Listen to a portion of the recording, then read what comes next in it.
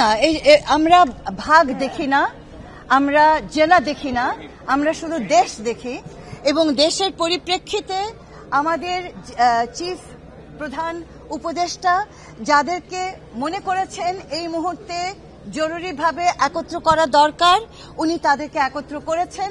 এটা কাউকে ছোট করে নয়, কাউকে বড় করে নয়। আর আপনারা আঞ্চলিকভাবে চিন্তা করবেন না, এটা যদি করেন তাহলে আপনারা নিজেদেরকে ছোট করে ফেলবেন, এটা করবেন না।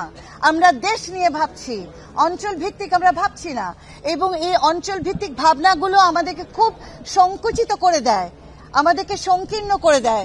এই জায়গাটা থেকে বের হয়ে এসে আমাদের ভালোবাসাটুকু দেখুন, আমাদের আন্তরিকতা দেখুন, আর যেখানে আমরা পেরে উঠছি না, কেন পেরে উঠছি না সেই সমালোচনা করুন, আমরা সেটাকে উত্তীর্ণ করব।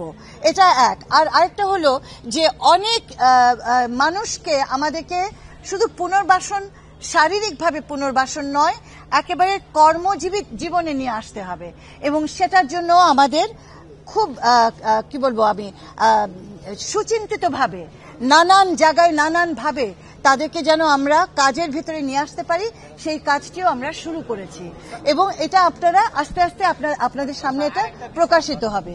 ব্যাপারে যে প্রশ্নটা করেছেন, আমার মনে হয় যে এটা একটা ভাবার কোনো কারণ নাই যে শহীদদের ব্যাপারটা তো আমাদের কাছে অত্যন্ত গুরুত্বপূর্ণ, কারণ যে পরিবারগুলো তাদের সন্তান হারিয়েছে, স্বামী হারিয়েছে, ভাই হারিয়েছে, তাদের তো একেবারে চিরজীবনের জন্য গেছে। অনেক ক্ষেত্রে সারা বাংলাদেশের কথা বলছি, তারাই একমাত্র মানে কর্মক্ষম বা উপার্জনকারী সদস্য ছিল। আবার যারা আহত হয়েছে তাদের অবস্থা আরো করুণ, কারণ তাদের আবার হাত পা হারিয়েছে, চোখ হারিয়েছে।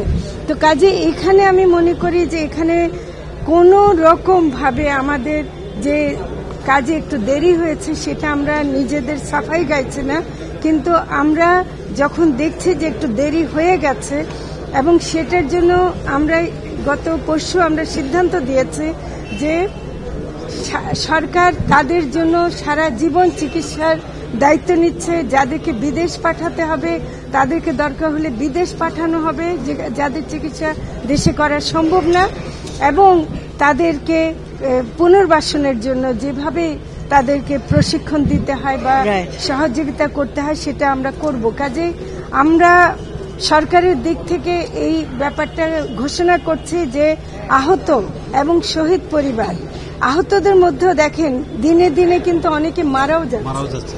কাজে শহীদ আর আহতর মধ্যে পার্থক্য খুব একটা নেই।